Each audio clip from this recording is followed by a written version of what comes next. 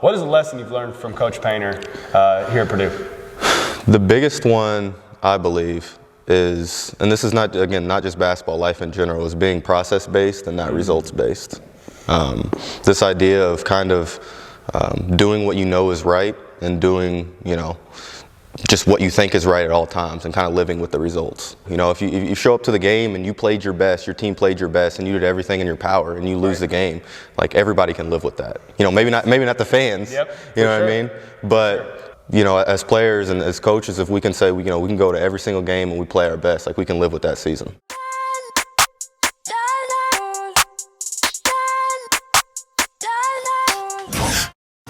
It all speaks for itself. Grinding the sound, ain't nothing to tell. When we step on the court, we gon' bring it to light. And we stop and pop like we caught it a light. Stop asking what's wrong with me. You already know there's a dog in me. Yeah, there's no stopping my focus, man. Make sure all my people gon' ball with me. Yeah, I came to compete, I'm a dog with it. Yeah, I came to compete with my paws in it.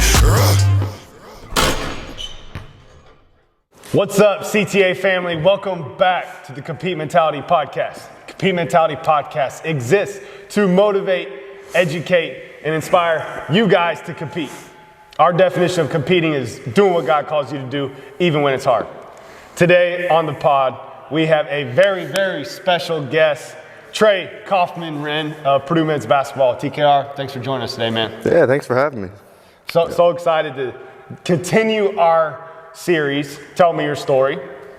And we're gonna get to know TKR on a deeper level here today. But before we dive into that, all y'all know who follow the show, we always talk about food at the beginning. And question for Trey is fine dining in Lafayette. You got a night off, or you can go choose anywhere you want. Where you going? Yeah, I had this. It's an East End. It's at East End, so like a Wagyu burger, and they only have it at certain times. I've got that. Yes, that's the best thing I've had in Lafayette. Oh, for sure, yeah. High praise to East End. Yes. My family and I, we hit that quite often before the games. Okay, yeah. It's good appetizers, whatever. East End, downtown. Great choice, Trey. Great choice. So, Trey, tell our audience a little bit about. We're huge on the mindset here at CTA about, if you really focus on transforming we go from the inside out, right? We take care of our mind and our spirit, right? All of a sudden, you're going to see results on the court. Trey is a philosophy major here at Purdue, deep thinker like myself. We've had some very good conversations. So we're gonna hop into that. But Trey, tell us a little bit about where you grew up. Small town. It's like 15 minutes from Louisville, Sellersburg. My coaches kind of make fun of me. They say they just got electricity down there. But yeah, it's just a great environment. Just kind of like I said, small town, like family environment. Everybody knows each other. So, coming from there, I know West Lafayette isn't the biggest of places, but it's definitely a huge difference from Sellersburg. So. Absolutely. I can relate there. I'm from Rossville, Indiana, which is about 15 minutes east of Lafayette. Small town, though. Small town boy right here, baby.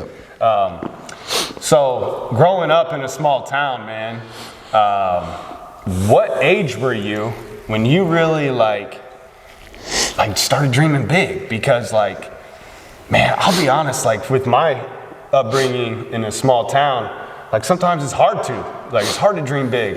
We make all these excuses about ourselves. So what age did you start dreaming big? I think ever since I can remember, to be honest with you. Really? I think, my mom did a great job of kind of not putting any barriers on me growing up. And that was really helpful. She was all supportive of my goals, and especially at a younger age, I was really competitive. So I kind of wanted to beat, everybody in my town at everything. So. Man, that's cool. So now I want to, you talked a little bit about your mom. Would you say she was the one that instilled that in you to dream big? Oh yeah, for sure. Okay. For sure. Yeah. Okay. How did she do that? I'm curious. Was it affirmations? Was it was it taking you to a Pacers game when you were little? What's the story behind that?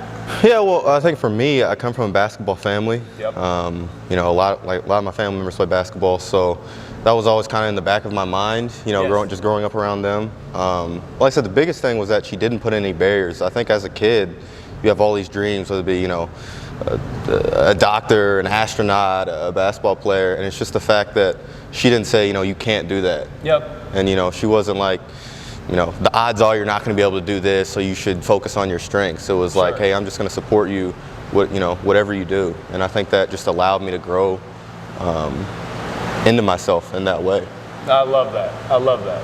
Trey, man, this life, like, trials are promised. Like, I think, like, what a lot of people, when they look at a successful person like you know, they can think, man, they got it made, right? Yeah. They don't go through trials and adversity. And really, it's a common misconception with successful people. Like, I want to hear a story about just some adversity that you went through, and what we say all the time, like, the true litmus test of, like, when you get through something is that you can look back and be grateful for it.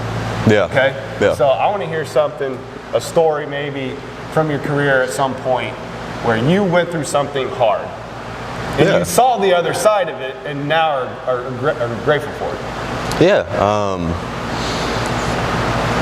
I mean, I can think of, you know, endless amounts of adversity. I mean, the closest one is just, I think, redshirting my freshman year. Obviously, I wasn't coming expecting that, and I think, you know, looking back at it, it's not only what I needed as a basketball player, but as a person, I think was the biggest thing. Just, you know, going out, like I said, it was a small town. Yes. So, like, I could rely on knowing everybody.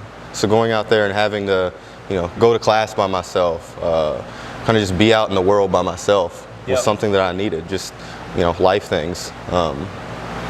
That's great. I love that. Trey, Coach Payne, two guys sitting here on the podcast that Coach Payne's had a huge impact on. I was a manager for Coach Payne. Man, he's got so many life lessons that he teaches on a daily basis. That's why I love Coach Payne. Truly think he's the best in the business. But he's got so many lessons he teaches you every day in practice. Every day, one-liners that he spits out, or the endless amount of one-liners that he has. What is a lesson you've learned from Coach Payne here at Purdue? The biggest one, I believe, is, and this is not just basketball, life in general, is being process-based and not results-based.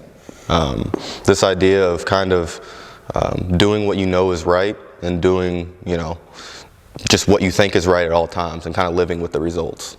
That's kind of all you can do. You know, if you show up to the game and you played your best, your team played your best, and you did everything in your power, and you lose the game, like, everybody can live with that. You know, maybe not the fans. You know what I mean? But you know, that's what they're there for. But you know, as players and as coaches, if we can say, you know, we can go to every single game and we play our best, like, we can live with that season. Right. And if you listened last week to Mason's podcast, it's cool that you didn't even know. We record these podcasts in advance, so you didn't even know, but Mason said the exact same thing about Coach Payne. And that's really cool to hear, and I would agree 100%. Just being process-driven, not results-driven. And when you focus on the process, you will get the results. You will get the results, guys, in due time. In due time, you will reap a harvest of blessing. I promise you. Keep at it. But the thing is, like, you can go to bed at night. Like, if you, you know, like, if you can be in my position, you can be an NBA player, but I didn't give my best. Like, I can't go to bed at night with that. You know what I mean? Like, I could have been in a Hall of Fame. I could have been the greatest ever. Right. But if you know, give your best, you don't make it to the NBA, you don't make it to college, like, you can still go to bed at night. Like, you did everything you could. No regrets. Yeah, no regrets. And that's what here at CTA we hammer that on the court. Like, you got to leave no regrets every day. Like, we ain't promised tomorrow, man. We ain't promised tomorrow. So what are you doing today to maximize your purpose that you're here for? No, that's great, Trey. Trey, I want to dive into really the what you're focused on this offseason, and some things that we got a lot of hoopers that listen to this podcast. Give them a little bird's eye view into your day-to-day, how you approach the game, some things you're focusing on the court, you know, weight room, you know, whatever, to become the best player that you possibly can. For me, it's kind of I would say the two biggest things if you want to play college basketball, if you want to play professional basketball, it'd be defense and hitting open shots. So I think for me, those are kind of the two improvement areas. But at the same time, you got to, still hammer in the strengths as well. So it's tough to find the perfect combination of everything. But I would say definitely some things I do want to improve on in playing defense. I love that. Trey and I just got done working out here at the barn here in West Lafayette, Indiana. We're working on those things. And Trey, the thing I love about him and that we really connected on is that, he's a very hard worker. He goes to sleep at night knowing he did his best with that day. Like, he wins the day. He does a great job winning the day, taking care of his mind, taking care of his body, taking care of his spirit, on the court, off the court. He gives it all he has. Give some practical tips to our hoopers of like some things. Take yourself back to high school here. Like, what advice would you give your 16-year-old self now? That knowing what you know now here in college, what advice would you tell that 16-year-old TKR? Oh, that's a good one. That's a really good one. I'd say the biggest thing is like how you live your life is how you're also going to play.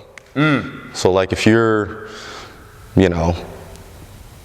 I don't know, like, if you're not disciplined in your life, you're not going to be disciplined on the floor. You're not going to be, so kind of like, how you do something is how you do everything. That's one of them. That's it. And then also like, as far as more like a basketball thing, it would be, like I said, those two things, like defense and shooting. Like those are, a lot of people want to go in and do 50,000 moves. Yep. A lot of Instagram trainers or whatever, but it's really about like how efficient you can be with, one or two dribbles.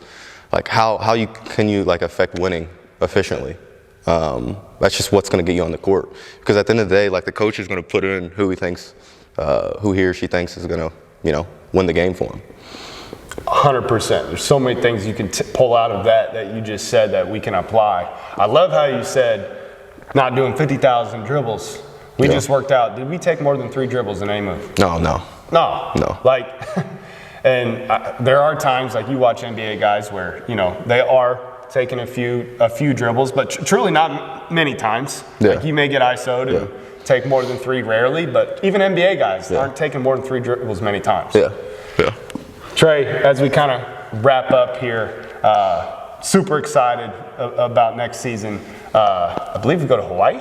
Mm-hmm. Is that correct? Yes. Okay. Yep. Just talk about some things as far as the travel that you've been able to experience at Purdue basketball.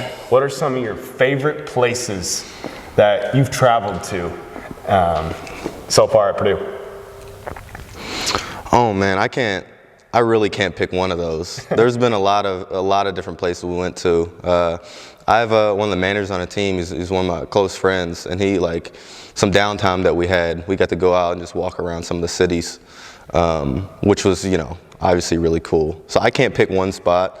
I will say something that's different about the travel is, like right after the game, it may be 10 o'clock? Yeah. And then you got to go. Roll. Yeah, you got to take a shower, get on the plane, head back. I don't like airplanes myself, so. Me neither. That's already tough for me. But just the grind. And you get back home, you got schoolwork. Just the constant grind of the season is pretty tough. Yeah. No, I get it.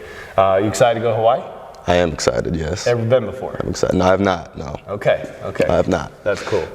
Trey, what's the toughest place to play that you've experienced at Purdue? What's the toughest environment you've had to play in? Oh man, IU was good. Mm-hmm. Northwestern was pretty good too. Yep. I was surprised by that. One thing that's different about college course generally is the fans are like farther back than in high school, and in Northwestern it's not like that.